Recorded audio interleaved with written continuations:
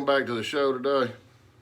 Bubba and the Old Man, we are doing our show today on 3 candidates that we would love to see Auburn look at and at least start the process of getting rid of the one and only Gus Malzahn.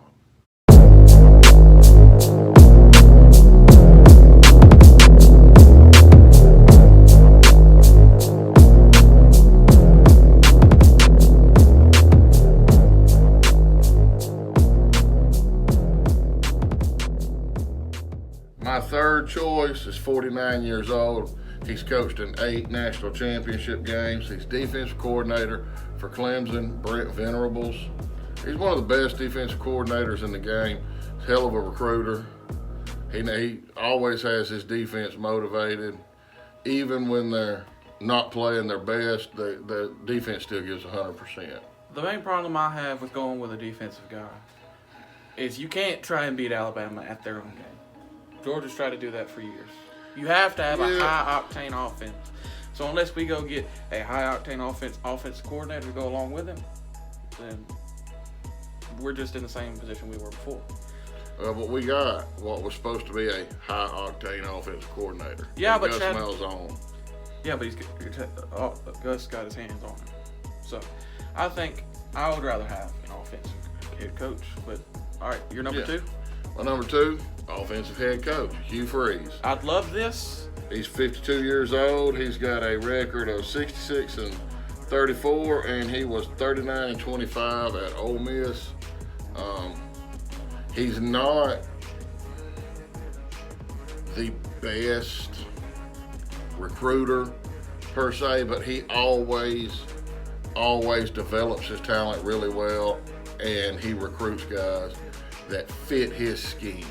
I think Gus has gotten into going out and just trying to recruit the top guys on, the recruiting websites. But he just keeps going after these toys. Like, you got Staten Truitt because he was going to use him this way, and you got this guy because he was going to use him this way, but he couldn't get an offensive line, so everything was side to side. Yeah. Nothing really going deep. Yeah.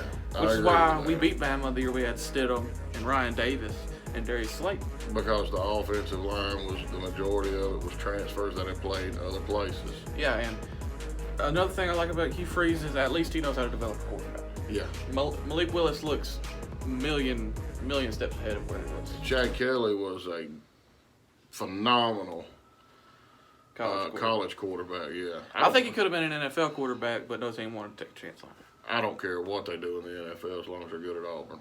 Yeah, you got Bo Wallace. Wasn't he the coach for Bo Wallace? Yeah, Bo Wallace was there when he got there. A solid.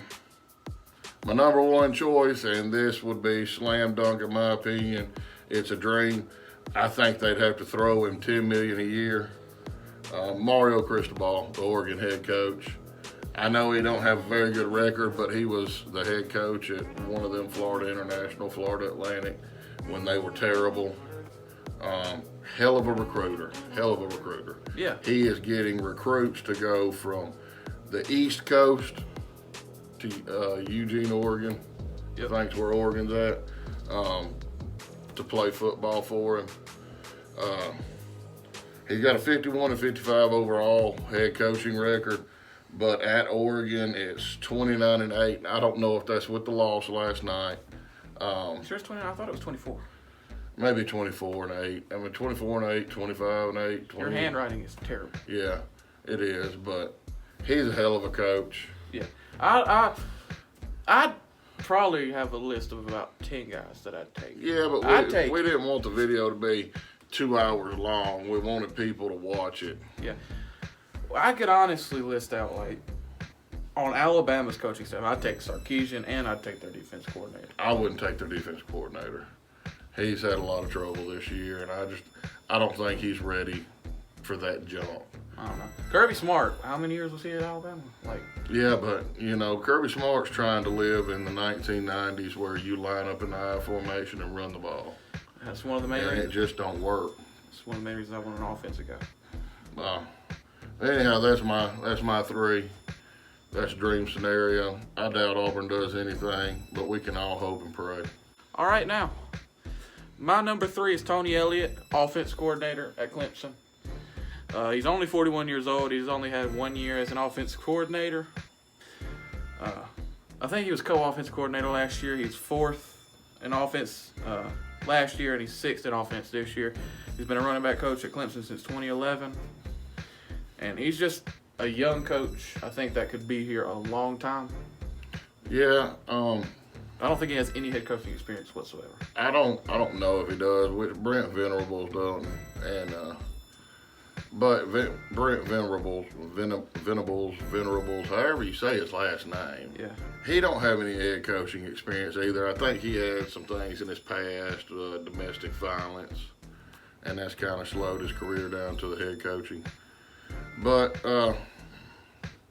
I would prefer him to have a little more experience as an offensive coordinator, managing at least one side of the football for 5 years. Yeah, but the dude that was there last year went to USF. Yeah. Yeah, and he had been there a little while, I think.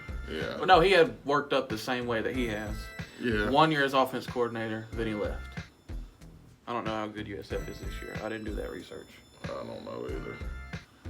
Who's number 2? All right, so I got Hugh Freeze. Again, only has 1 losing season as a FBS head coach. And he has Liberty in the top 25.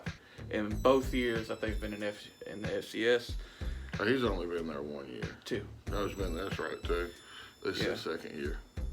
And that's honestly, that's incredible that he just took Malik Willis away from us and he's turned him into a very good college quarterback. Yeah. I don't know if he has any NFL potential at all. All right, and number 1, I have Luke Fickell. Cincinnati. Yeah. 34-13 at Cincinnati. 6th ranked defense. 13th ranked offense. I don't know what type of coach he is. Honestly, I didn't look at that. I just think he's a great head coach. He's just trying to work up the coaching ladder. Well, I know he was the interim head coach when Ohio State fired Jim Tressel. Yeah, he had 1 year. Yeah, that was the only year. Urban Meyer. That's the only year. And I think he had. I thought he had a winning record. It might have been 500 in the bowl game or 6 something. and 7. Okay. Yeah, and his entire career outside of Ohio State, he will finish the season ranked. Because this year, no matter how bad he loses these last couple games, he'll finish the season ranked. Well, that's good. Yeah, and I just think he's the perfect coaching candidate. He's only 47. He's a defensive guy. He cut his teeth on defense. Well, you know what? That is irrelevant. He has head coaching experience. He does. And, but again, no matter if they keep Gus Malzahn, if they hire somebody new, something's got to change. Yeah. And also, Bo Nix is a very similar quarterback to Desmond Ridder. So I think that would also help. Desmond Ridder. I think if you're going just basically based off of that, Hugh Freeze should be your number 1 choice. Well, I didn't want to go obvious with Hugh Freeze. I think Luke Fickell is perfect. And honestly, I should have put a 4th one on here, the coach at Boise State. But you said 3. These are the 3 I came up with. Yeah. But I could have come up with like 130. I wanted. I'd be cool with promoting Kevin Steele, but I don't know if he wants to be a head coach. We just gave him head coach money to be our D coordinator, and he's one of the best D coordinators in college football. I would not be cool with promoting our offensive coordinator. Chad Morris, he sucked when he had the job. Well, I mean, he only had a couple years at Arkansas. Yeah, but look at what his replacement's doing at Arkansas. Yeah, well, I mean, he never had a Felipe Franks level quarterback. He had chances to go get. I think he actually did he recruit Felipe Franks too? No, I don't know. Maybe. Yeah. But honestly, I want an offensive guy or Luke Fickell because Luke Fickell has proven he can win. I think Gus Malzahn is a good head coach. I just don't think he's a good SEC head coach. I think Gus Malzahn, you put him at Florida State. You put him on the West Coast, someplace where I don't think anybody plays defense right now, but someplace where they play less defense, I think he'd be perfect for a Big 12 offense. Yeah. A Big 12 because he's high octane, he's hurry up offense, Well, when he actually runs the hurry up. I mean, yesterday he did not run the hurry up. And I think he could do what Lincoln Riley's doing. Yeah. No. Lincoln Riley's just different. I'm talking about that Big 12 score a lot of points type of. I think he could do what I think his name's Whittingham at Utah is doing. Like every 3 or 4 years, jump up there and win the Pac-12. Yeah, when he was at Arkansas State, he was winning a lot of games. Yeah. Or he might be best as just an offensive coordinator, where he does have to manage everything, where he does have to go recruit everybody. I think the long and short of it is run its course at Auburn. Yeah, maybe eight seasons. Yeah, he come in the first year and blew everybody's panties off. And he is very inventive. He moved Cameron Petway to running back, which I think he played in high school a little bit at running back. He moved him to running back. So he has all these great ideas. He just doesn't recruit the offensive line to put it in place. He ran 2 running backs into the ground. Not only that, he gets good talent and then don't use it. He's had Anthony Schwartz for 3 years, and this year, in 2 games, he's allowed him to get behind the defense and hit him with a deep shot. We don't have the offensive line, but okay, Anthony Schwartz is not a quick guy. He's a straight line speed guy. Yeah. You ain't supposed to be throwing him 7 screens. You're supposed to be getting him into the middle of the field to where you can turn it up and go the distance. Yeah, I agree. And he don't use him right. He gets running backs, Shivers. It's not a between the tackles running back. I don't care. He don't have the frame for it. He is a get him out on the perimeter, get him the ball, and let him work. He's a 3rd down back. He's not a 3 down back.